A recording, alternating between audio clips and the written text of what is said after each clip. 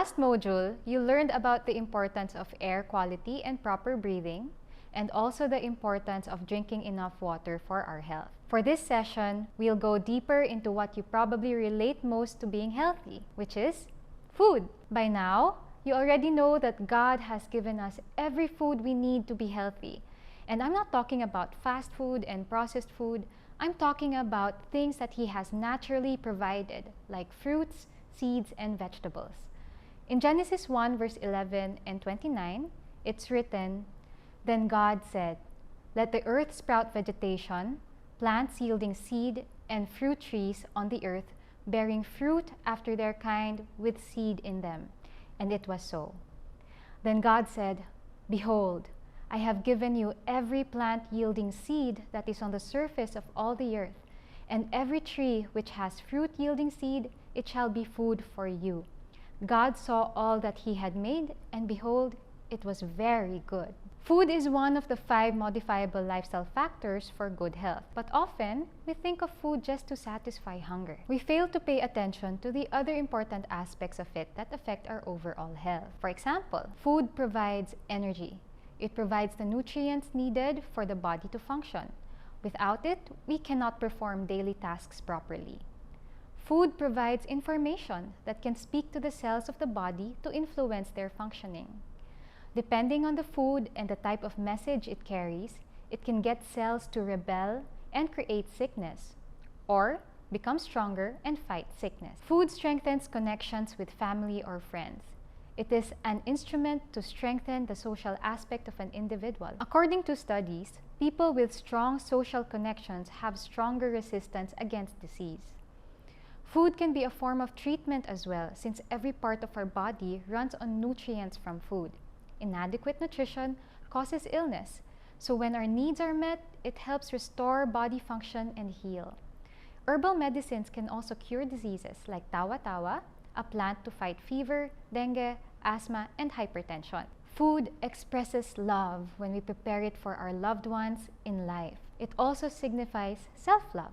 If we love ourselves, we also will feed our bodies quality foods that will help us fight diseases. Isn't it amazing that God created food in this way? He purposefully designed it to support life and promote well-being and optimal health. So when choosing food, it helps for us to remember God's original intention for it, and that is to nourish us. If what we consume does not meet this basic criteria, then we should start second-guessing if it really is food that we are eating. By this, always consider that the right food and the right diet should be abundant in nutrients.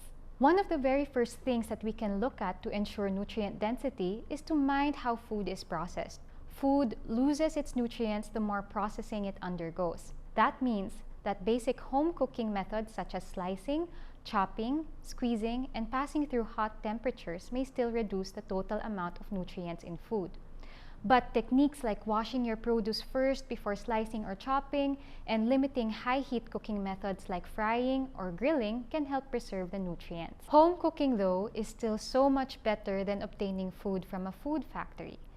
Food from here can pass through intense processing like extreme temperatures and chemical alterations such that almost all nutrients are stripped off. Artificial ingredients may also be added, and these may be harmful to health when consumed on a regular basis.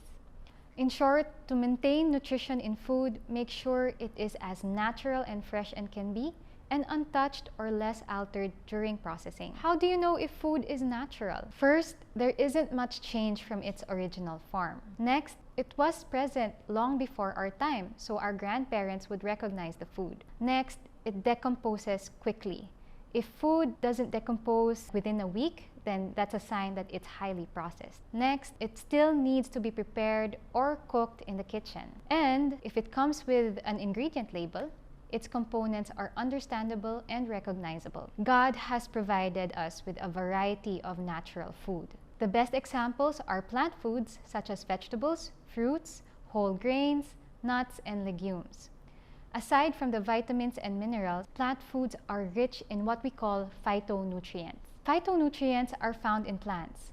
These are natural compounds that help prevent disease by strengthening our immunities and keeping our body processes working properly. Phytonutrients are like power-ups in food as they have awesome properties that are anti-cancer, anti-inflammatory, good for eye health, good for heart health, good for cellular health, and as I mentioned a while ago, good for our immune system. There are more than 25,000 phytonutrients in plant foods. A few of the most important are the following. Carotenoids, like beta-carotene and lycopene, found in red and orange-colored food, such as carrots and tomatoes. Polyphenols, like resveratrol, ellagic acid, and other flavonoids found in fruits like berries, cherries, and grapes. Glucosinolates, like sulforaphane, which can be found in cruciferous vegetables like broccoli, cauliflower, and cabbage. Finally, phytoestrogens like lignans and isoflavones found in some seeds and legumes. A quick tip to get more of these phytonutrients is to make sure that your diet contains various deeply colored fruits and vegetables. Obtain a rainbow, as we always say. In your workbook, you will find more information about these phytonutrients and where you can get them. So how many fruits and vegetables should you be eating in a day? Well, general recommendations say that 9 to 12 servings a day of fruits and vegetables combined is needed. And if you are sick, increase it to 14 to 16 servings a day. Also, there's no need to obsess too much over so-called superfoods like spirulina, ashwagandha, or chaga that may sound so foreign to us, as there are many natural, local, and more readily available food or plant foods that are already super. Examples of these food items are garlic, ginger, onions, leeks, tomatoes, turmeric, which you may already be finding in your pantry today. But if you do want to give these other superfoods a try, you may want to check out Dr. William Lee's book, Eat to Beat Disease, for some guidelines on how you can consume these food items. Buying your plant foods at the grocery is okay, but it's even better if you try planting your own vegetables at your home or in your garden. For example, lettuce, spring onions, kangkong, kamote tops, and pechay can be easily planted and grown in your yard using only the stems and the root. Fruits and vegetables contain lots of nutrients, especially if they are in season and closer to the source. Nutrients can be dissolved by heat over time, and they can also be lost by the way food is stored and being shipped to your area. Now, how about meat, you ask? Who doesn't enjoy pork, beef, or seafood? Well, I know I do. Well, the good news is God has also provided us with animals and sea creatures as food sources. But He did define what is clean and unclean. Leviticus 11 verse 2 says, "Speak to the songs of Israel, saying, These are the creatures which you may eat from all the animals that are on the earth." People need protein too, because protein provides us amino acids for liver detoxification. It boosts metabolism, it helps repairs our enzymes and other chemicals, it builds our bones, our muscles, our cartilage, our skin, and our blood. So it's okay to eat meat and seafood. The key is first the right balance, putting 50% of veggies on your plate first, and then a quarter of complex carbohydrates, and a quarter of protein. Aside from the right balance, it's also important to consider the quality of the protein. So again, get unprocessed and unrefined protein that would be healthier for you. Make sure to obtain healthy and quality sources of fat as well. Fat usually has a bad rep, but not all fat is bad. The body needs fat to function. In fact, 60% of our brains are made of fat. Our hormones are also dependent on the fatty substance called cholesterol as the backbone for their structure. It is then not healthy for us to have a diet that is very low in fat and contains poor quality fat. So always make sure to consume healthy fat, which can be found in fatty fish like salmon, tuna, and sardines, nuts and seeds like walnuts, almonds, flax, and chia, fruits like avocados and olives, and also unrefined cooking oils like cold-pressed coconut oil, extra virgin olive oil, and also avocado oil. Now, aside from choosing the right food to eat, it's crucial to know the best way to prepare and cook food to retain its nutrients. Check your workbook for tips on how to prepare and cook food. Eating only whole foods is really the best way to eat. However, let's face it, we still buy packaged food or processed food, easily eaten food like canned goods, bottled foods, and ready-to-cook food, among others. This is where reading food labels really help. Here are some tips to check food labels. First of all, look at the ingredients list. The list of food there, or the list of ingredients, are written according to what is the most to the least contained in the product. Check if there are less than 5 ingredients, and that is usually good. More than 5 usually means that the food is highly processed already. Check if the ingredients are consistent with the product name and type.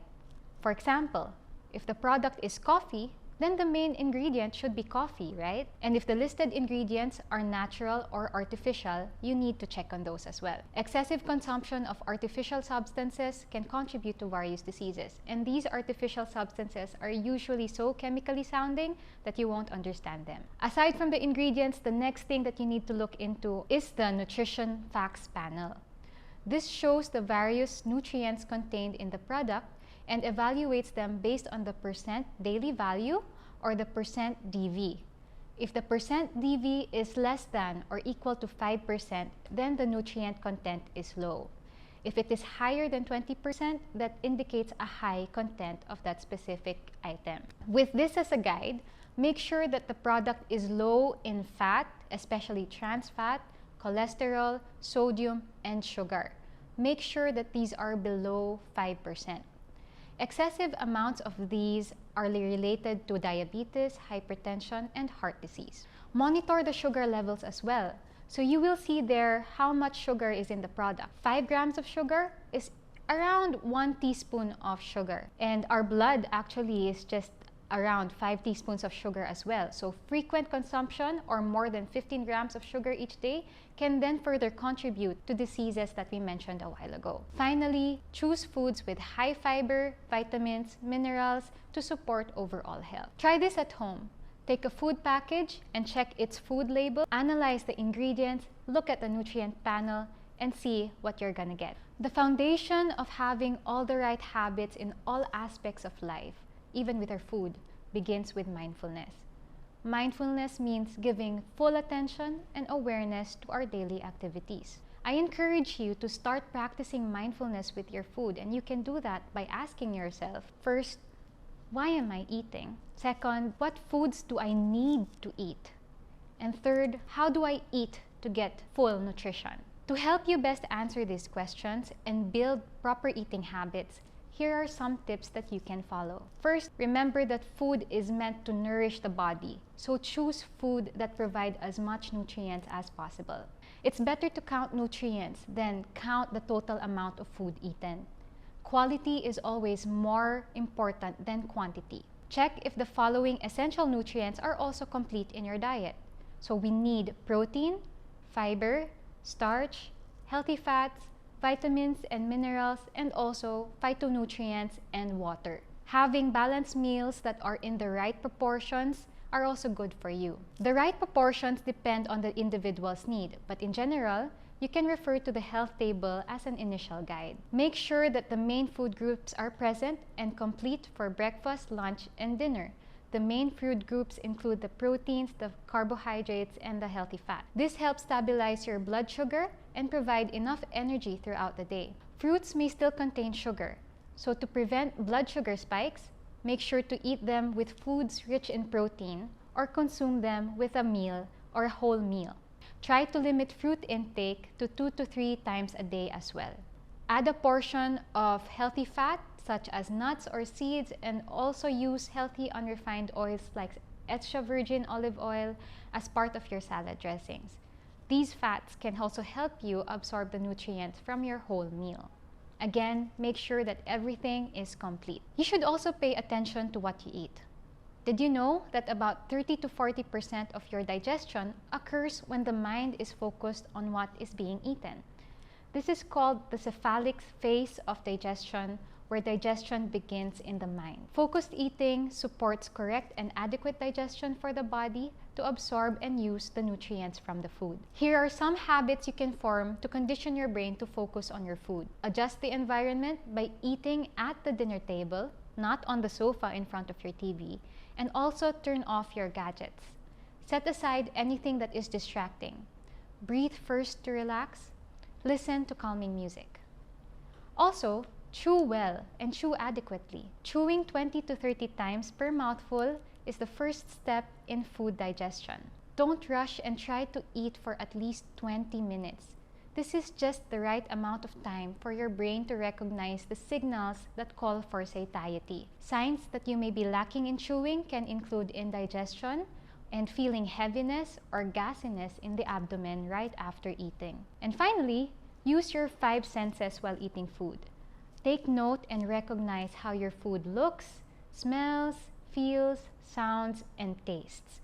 All of these can help build that focus and condition your brain to the food that you're eating right in front of you. And all the right habits mentioned in this lesson are important to practice every day for a healthy relationship with food. By starting to eat well, you also begin to improve the other aspects that make up your health. By nourishing your physical body, you eventually feel lighter, you gain more energy, and have a better mood as well.